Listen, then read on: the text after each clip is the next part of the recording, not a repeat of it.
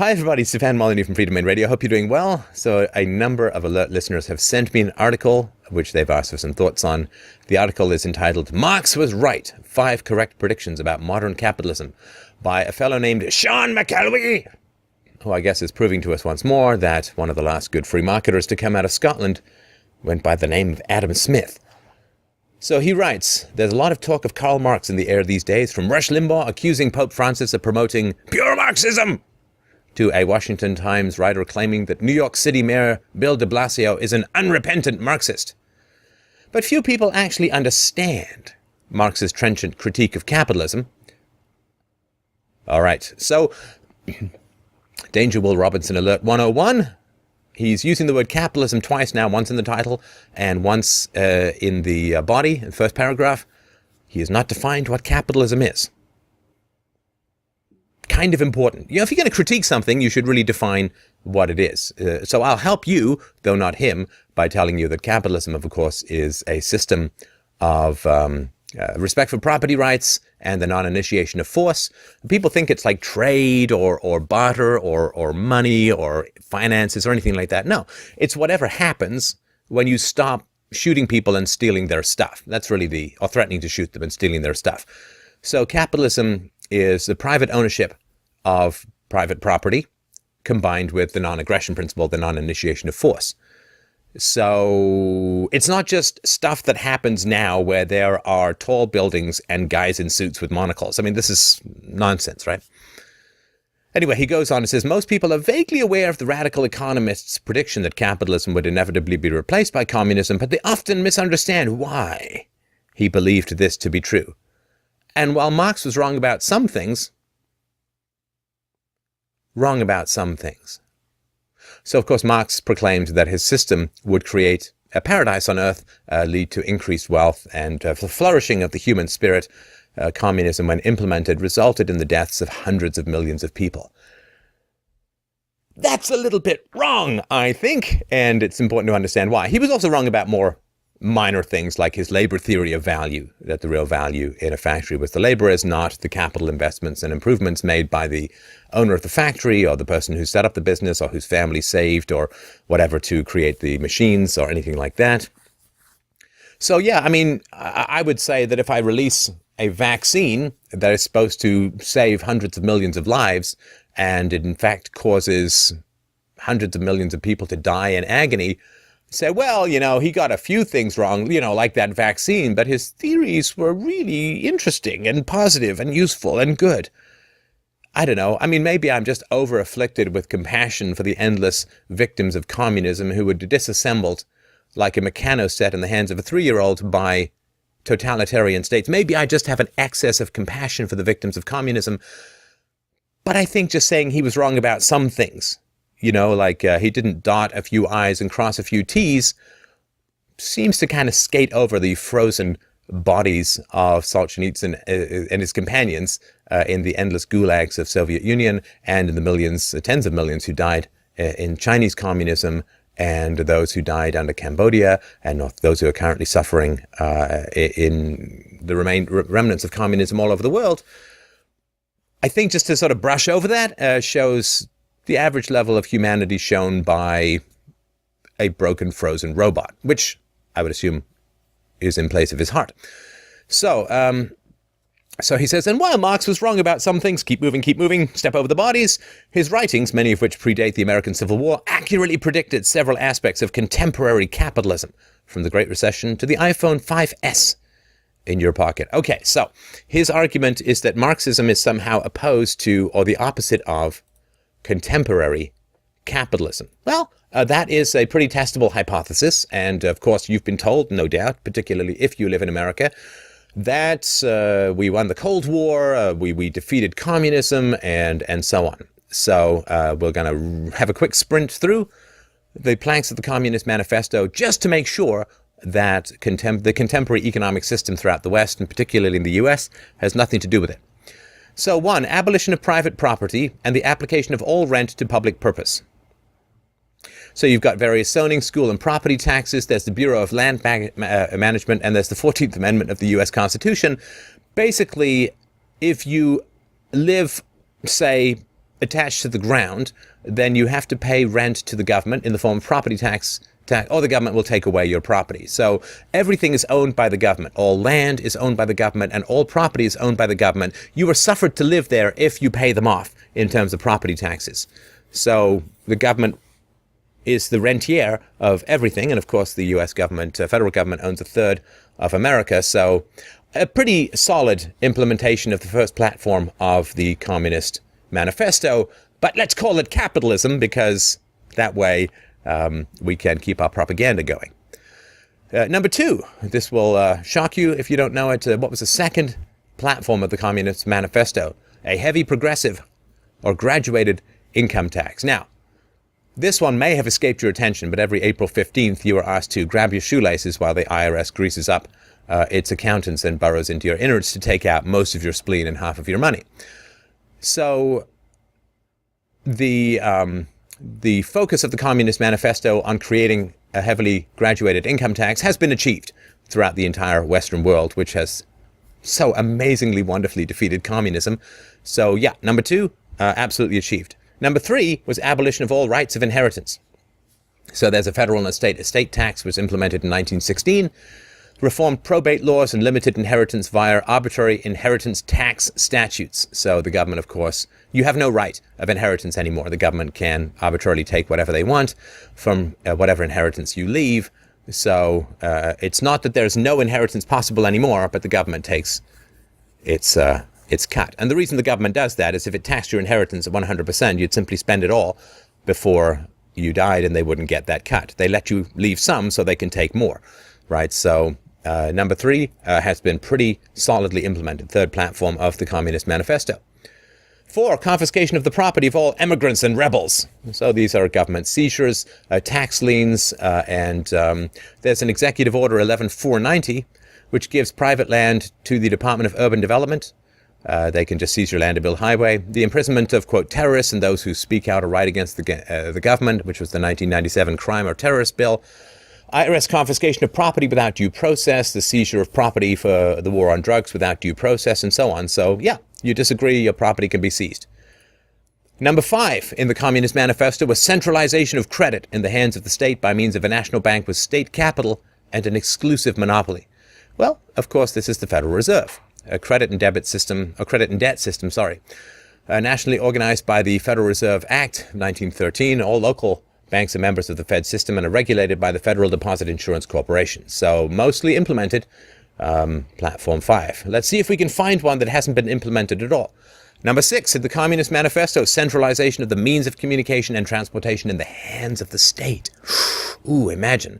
Of course, that's the Federal Communications Commission, FCC, Department of Transportation, mandated through the ICC Act of 1887, Commissions Act of 1934, the Interstate Commerce Commission was established in 1938, Federal Aviation Administration, Federal Communications Commission, Executive Orders 11490, 10999, as well as state-mandated driver's license and Department of Transportation regulations. And of course, the government basically runs almost all of the roads, controls most of the airports and the ports and so on, and the rails, of course. Amtrak is heavily subsidized and partly nationalized. So yeah, pretty well implemented for Section 6, because this, you see, is what we call capitalism, which is where almost all of the mandates of the Communist Manifesto have been implemented. 7 in the Communist Manifesto, extension of factories and instruments of production owned by the state and the bringing into cultivation of wastelands. Not the T.S. Eliot poem, sadly. And the improvement of the soil generally in accordance with the Common Plan. So this is called Corporate Capacity, the Desert Entry Act, and the Department of Agriculture, and the Department of Commerce and Labor, Department of the Interior, the Environmental Protection Agency, Bureau of Land Management, Bureau of Reclamation, Bureau of Mines, National Park Service, and the IRS control the business through corporate regulations. And of course, huge amounts of industries throughout the West have been nationalized, energy industries, water, so on, electricity, this has all been nationalized. Not all in the U.S., but throughout a lot of the West. So yeah, pretty well implemented. Number 8 in the Communist Manifesto, equal liability of all to labor, establishment of industrial armies, especially for agriculture. So this is the Social Security Administration and the Department of Labor. The national debt and inflation caused by the communal bank has caused the need for a two-income family.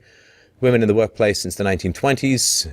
19th Amendment of the U.S. Constitution, Civil Rights Act of 1964, and the general public sector unions, affirmative action, federal public works program, and so on. So fairly well implemented. Number 8.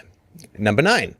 Combination of agriculture with manufacturing industries, gradual abolition of the distinction between town and country by a more equitable distribution of the population over the country. And there's a Planning Reorganization Act from 1949, super corporate farms, massive farm subsidies going out to American farmers, and a wide variety of executive orders has implemented this to some degree.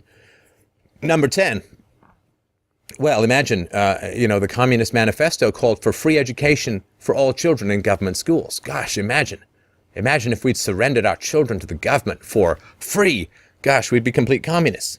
Abolition of children's factory labor in the present form, combination of education with industrial production, etc. And of course, people are taxed at gunpoint to support what are called public schools, which train the young to work for the communal debt system, Department of Education, NEA, outcome-based education, and so on. So, yeah, I think calling it somehow capitalism when the majority of the planks of the Communist Manifesto have been implemented throughout the West is, the kind of ignorance that takes a prodigious amount of willpower. I mean, to not notice that the government controls, say, debt and money, the money supply, and to still call it capitalism. Capitalism is when the government does not interfere in private property rights, which means anyone can create currency, and the government certainly has no monopoly on currency, and the government cannot, in fact, create currency at all. That's sort of the basis behind the tiny government capitalist idea, the laissez-faire or laissez-faire capitalist idea. So the fact that the children are indoctrinated for over a decade in government schools, the fact that the government controls all land and all buildings, and you have to pay them rent in order to maintain your dwelling there, the fact that the government has hundreds of thousands of regulations governing all forms of voluntary interactions in terms of trade, the fact that the government steals from people at gunpoint, spends the money, and then taxes the next generation to pay for Social Security. These things are somewhat important.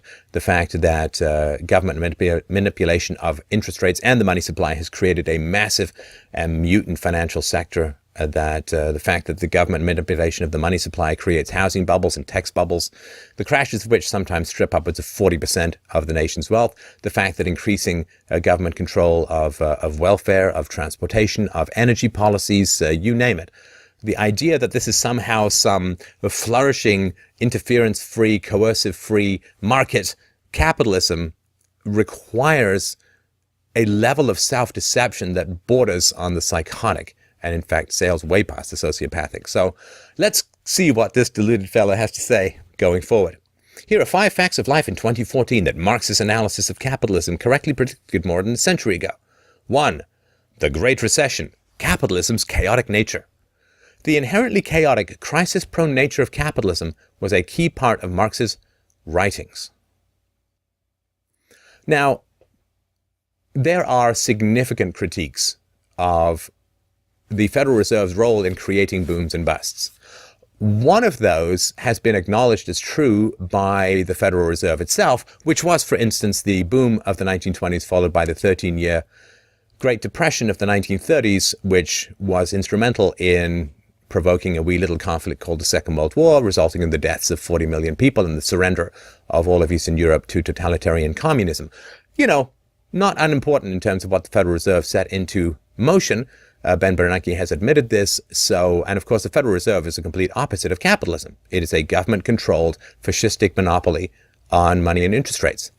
So, again, this is just the people who've never read anything against their own opinions, never delved into anything. I mean, this is fundamentally religious in nature. I mean, these are just people who only read the Bible and never read any Richard Dawkins or science or critiques of the Bible. This is fundamentalism. You must expose yourself to beliefs opposite from what you believe. If you don't, you are worse than a fool. You are a corrupter of the intellectual rigor, self-criticism, and moral fiber of mankind. You are a virus. So, yes, there is creative destruction in the free market, but that occurs within specific industries due to specific innovations.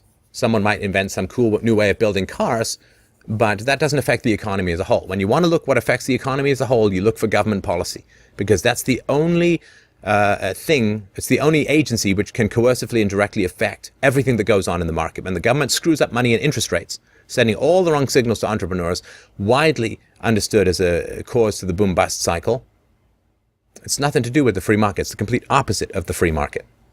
It's sort of like saying, well, in prison, people trade cigarettes for blowjobs, therefore perfect free market.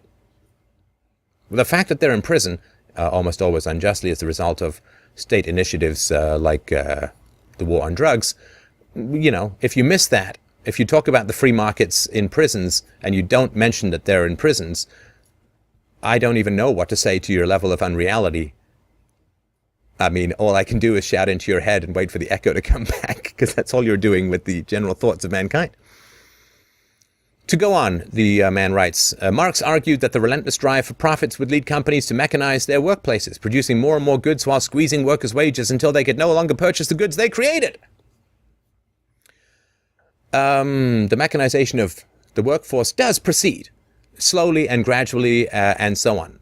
So, for instance, at the turn of the century, 80 to 90% of Americans were involved in farming. Now it's like 2%.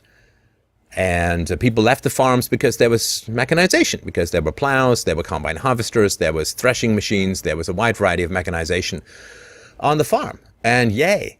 I mean, isn't that great? We could get rid of unemployment tomorrow, just get rid of farm machinery, and we have to pick everything and harvest everything and plant everything by hand.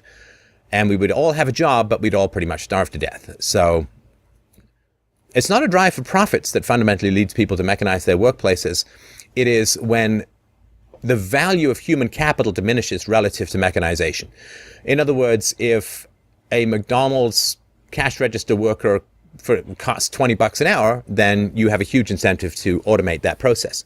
So what drives up that? Well, minimum wages drive it up, unionization drives it up, and inflation drives it up. And all of those are very important. And the fact that governments, after 12 years, produce people who have almost zero value economically, after 12 years of training, governments produce people who have almost zero value economically is horrendous and further drives automation. So, and of course, this sounds like, so I say, well, unions are bad. And there's nothing wrong with unions if they're voluntary. When they're coercive and monopolistic, then that is not obviously morally valid. It's evil, and it's against the non-initiation of force. So why would you want to fire all your workers and then have no one to sell to? That would be a very bad business plan. It happens because governments distort the markets. So he goes on to say, sure enough, modern historical events from the Great Depression to the dot-com bubble can be traced back to what Marx termed fictitious capital, financial instruments like stocks and credit default swaps.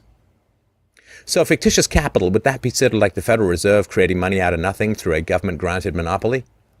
Would it be forcing people to use Federal Reserve notes and shutting down or stealing all the gold or all of the other resources from people who are trying to create alternative currencies, a fascistic monopoly on the creation of currency? That, to me, would actually sound a little bit like fictitious capital. And anybody who talks about fictitious capital without mentioning the Federal Reserve is after your wallet. He says, we produce and produce until there is simply no one left to purchase our goods. No new markets, no new debts. The cycle is still playing out before our eyes. Broadly speaking, it's what made the housing market crash in 2008. Okay, this guy doesn't have a clue about anything. And when people say broadly speaking, it means I don't have any details to support it, but, let's just, trust me, we'll keep moving.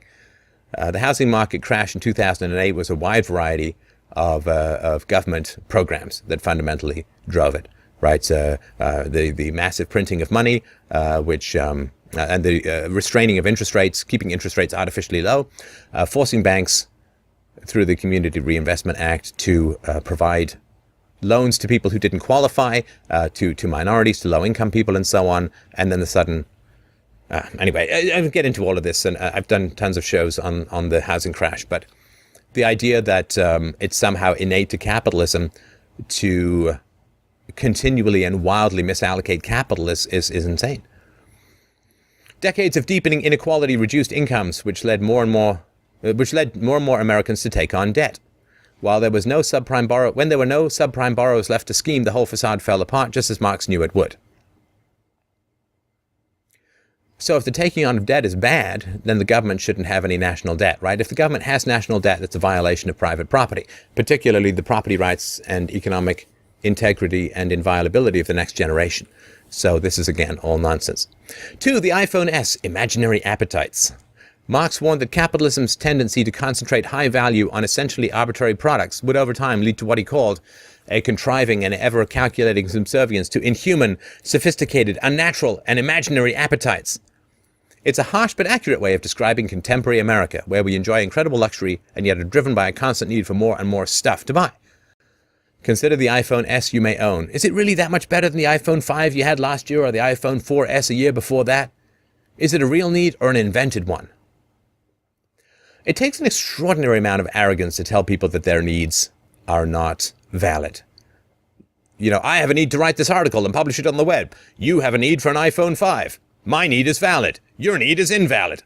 I mean, the idea that accelerating technology is a negative, written by a guy who enjoys posting things on the web. Again, I mean, I try to choke back the aneurysms when faced with this level of rank insanity. We want more and more stuff. Of course we do. It's a foundational tenet of economics that human desires are unlimited and resources are limited, which is why you need economics, or why you need intelligent, market-driven resource allocation. Human desires are infinite. You will never have enough time in the day. You will never have a computer that's fast enough or does everything that you want. You will never have enough resources. I mean, this is just natural. This is why we don't live in caves. And the fact that this guy is able to publish on the web while complaining that technology advances, again, what do you say? So he says, while Chinese families fall sick with cancer from our e-waste. Well, in China, you go to jail for 12 years for trying to form a union. That's a government problem, right? In China, they create massive artificial cities that nobody goes to live in. That's not the market that does that. That's the fascistic central totalitarian remnants of communist economic central planning.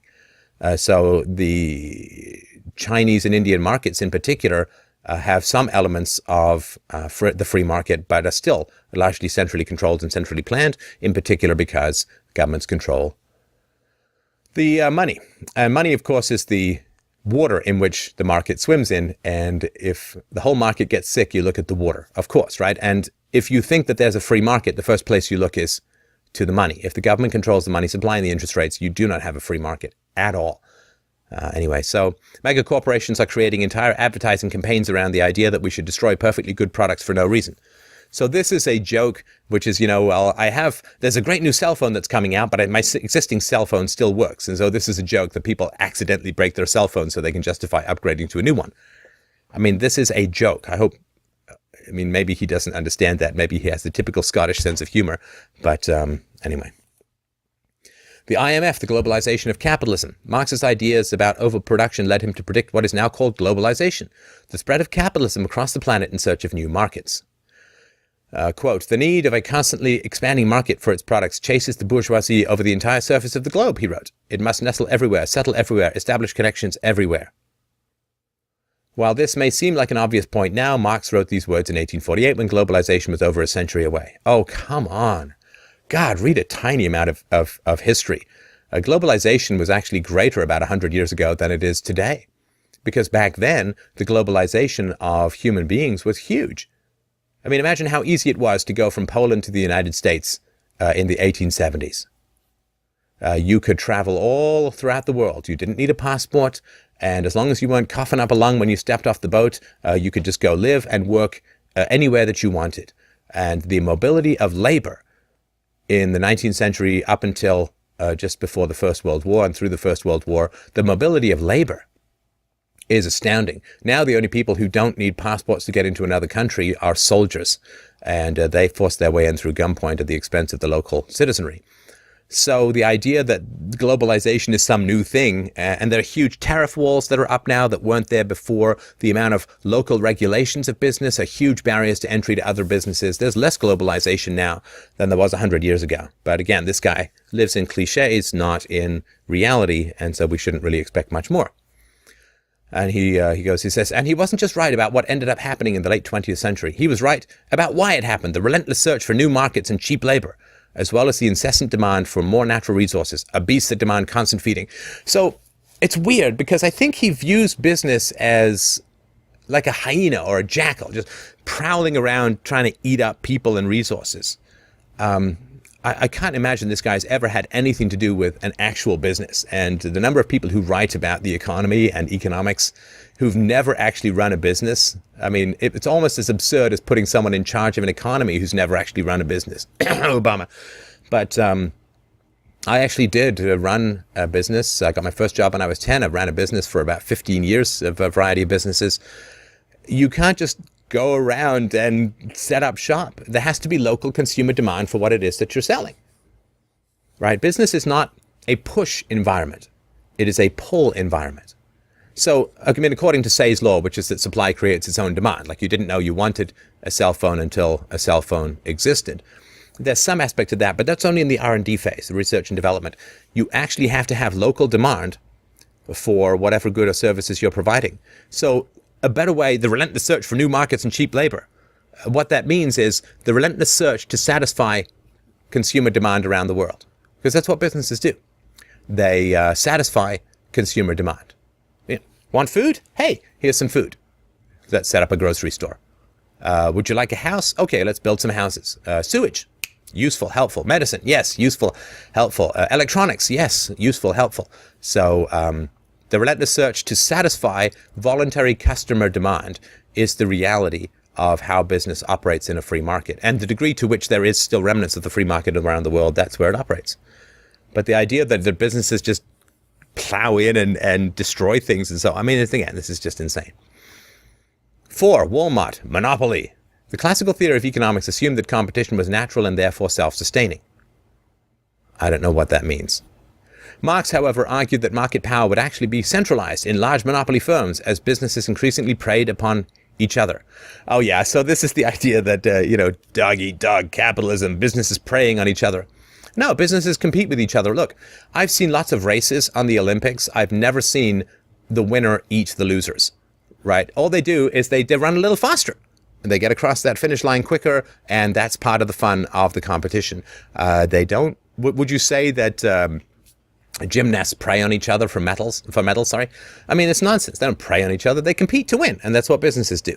And the way that you win is you satisfy consumer demand better than your competitor. And satisfying consumer demand, satisfying consumer preferences, businesses movies don't prey on each other. They just attempt to satisfy whoever's going to buy a movie ticket more than the movie next door.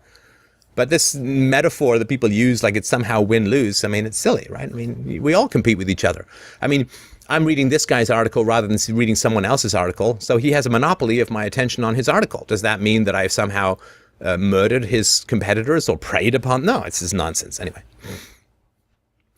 This might have struck his 19th century readers as odd. As Richard Hofstadter writes, quote, Americans came to take it for granted that property would be widely diffused, that economic and political power would decentralized. I think he meant to say would be decentralized. It was only later in the 20th century that the trend Marx foresaw began to accelerate. Today, mom and pop shops have been replaced by monolithic big box stores like Walmart.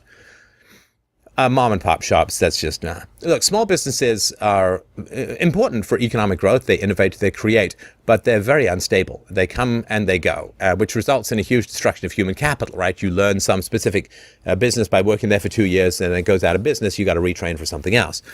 So small companies economically are very unstable and create and destroy jobs all the time. Larger companies tend to retain the value of human capital. Now, you might want to have a look at Econ Talk with Russ Roberts. There's a writer who got a job at Walmart and found that everybody there pretty much liked it. And Walmart offered you free training. They would even pay for you to train. There were kiosks that would allow you to take training and upgrade your skills to any time that you wanted. And there's this weird thing where it's like there are all of these nice little local stores, and then somehow like this big giant District 9 space Borg, Walmart comes in and squishes them. But this is not how it works. The customers in the neighborhood prefer Walmart to the mom and pop shops. Sorry, that's the way it is. And let me say that again. It's really important to understand. Walmart can't make any money if people prefer the other stores, right? So Walmart has to go in where people want to shop at Walmart. And the fact that Walmart more satisfies people than mom and pop shops is good. And also we should recognize it's pretty environmentally friendly. So rather than having to go to 3 or 4 different stores driving each way each time, you just go to Walmart and you pick up everything you need.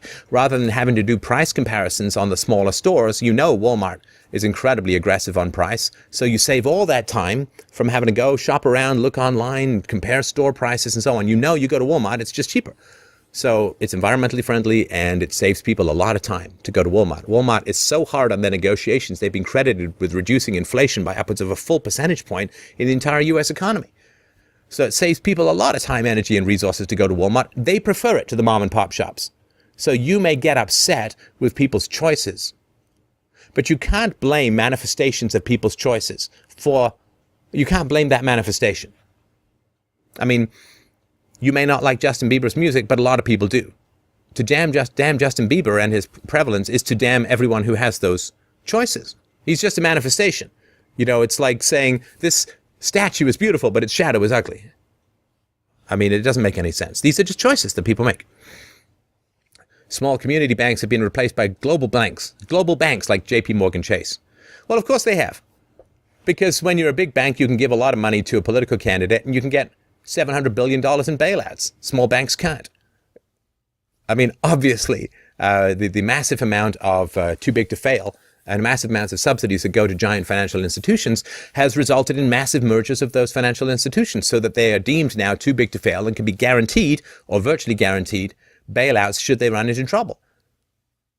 So investors want to invest in those banks that are too big to fail. So this is the result of the government forcing taxpayers to bail out banks. It's not a result of the free market, for God's sakes. Think for a second before you type.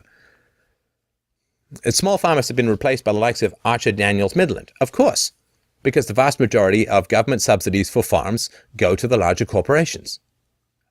Of course, because the larger corporations can give more money to political candidates. They can buy the levers of political power much more so than small farmers can. So, again, all you're talking about is the effects of government policy, which is antithetical to the free market. Right? The initiation of force to violate property rights is the antithesis of the free market. The tech world, too, is already becoming centralized, with big corporations sucking up startups as fast as they can. Sucking up startups. They want to sell to the big corporations, right? I mean, I was involved in the sale of a tech company. We were pretty happy to do that. And of course, big corporations, why do they do so well in the remnants of the free market? Because they get this wonderful monopoly called intellectual property, patents, copyrights. These are all violations of rational property rights. Intellectual property allows you to command what everyone else in the whole world can do with their own property. That is not rational. That is not moral. That is not just. That is not right. It's never been part of the free market. It always has to be enforced by the state. And big companies, they can afford the legions of lawyers to fight off copyright infringements and intellectual property and patent problems and patent trolls and all of that. So, of course, you've got this screwed up system of patents and copyrights and all of that sort of stuff. And so naturally, you have the centralization of economic power in larger and larger institutions. Of course, we just get rid of that stuff, which has nothing to do with the free market, and problem is solved. Politicians give lip service to what minimal small business lobby remains and prosecute the most violent of antitrust abuses. But for the most part, we know big business is here to stay. Sure. 5. Low wages, big profits, the reserve army of industrial labor. Marx believed that wages would be held down by a reserve army of labor, which he explained simply using classical economic techniques. Capitalists wish to pay as little as possible for labor, and this is easiest to do when there are too many workers floating around. Thus, after a recession, using a Marxist analysis, we would predict that high unemployment would keep wages stagnant as profits soared, because workers are too scared of unemployment to quit their terrible exploitative jobs. And what you know, no less an authority than the Wall Street Journal warns, lately the U.S. recovery has been displaying some Marxian traits. Corporate profits are on a tear, and rising productivity has allowed companies to grow without doing much to reduce the vast ranks of the unemployed. That's because workers are terrified to leave their jobs and therefore lack bargaining power. It's no surprise that the best time for equitable growth is during times of full employment, when unemployment is low and workers can threaten to take another job. Okay, yeah, so you definitely want to increase demand for workers. And, one way to do that is to not allow unions to have a monopoly on the workplace. I think that's kind of important. That way, job mobility is very high. You also want to break down licenses so that people can compete with each other. You want to make sure that you break down licenses for the trades and for healthcare and for doing stock trading and so on. You want to break down all those licenses to increase the mobility of labor. You also want to make sure that kids come out of school in sort of late teenage years with lots of skills. That way, companies will have to bid more for them, but that's not what happens, of course. You learn almost nothing of any economic use in government schools. And of course, you want to also make sure that people aren't tied to their jobs by employer-provided healthcare coverage, which comes directly out of in the Second World War. You weren't allowed to give people raises. The government banned that, so companies began paying for their healthcare instead.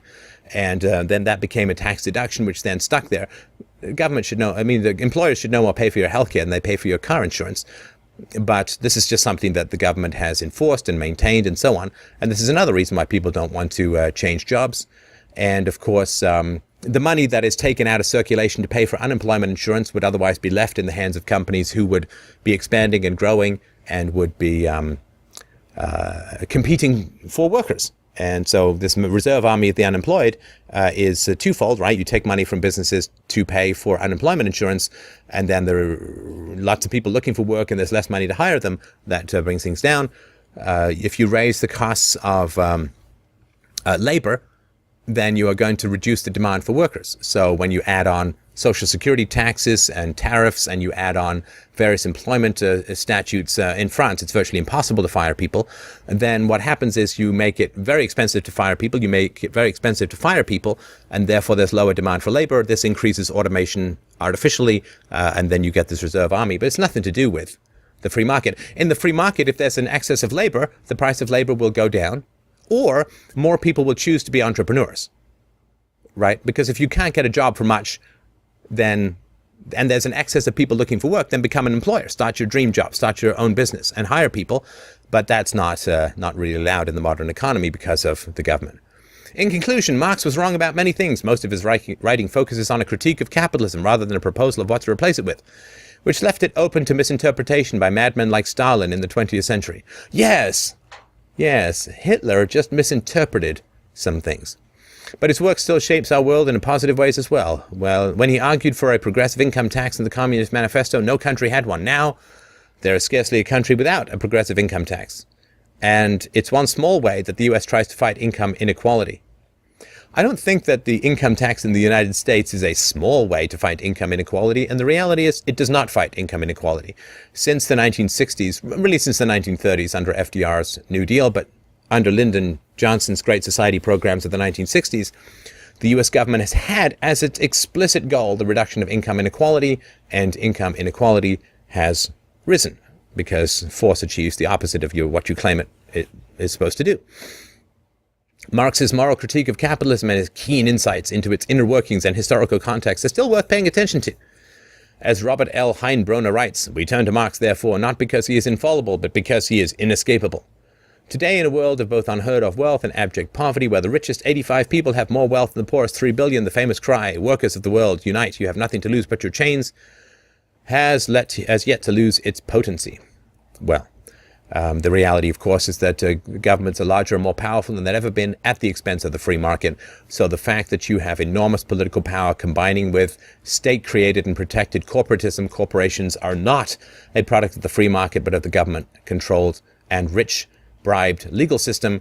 Of course, we're going to continue to have inequality growing until we actually get rid of some of these implemented manifestations of the Communist Manifesto and return to some voluntarism and freedom, and you will find these problems solved, and the true evils of Marxist doctrine will then be revealed, and the problems that we have in a society are not the result of an excess of liberty in our economic interactions. This is Stefan Molyneux from Free Domain Radio. If you like the show, if you find this stuff useful, please, my brothers and sisters, help out the show. We are commercial free, always have been, always will be. FDRURL.com/donate. Your support is essential and hugely appreciated. Thank you so much.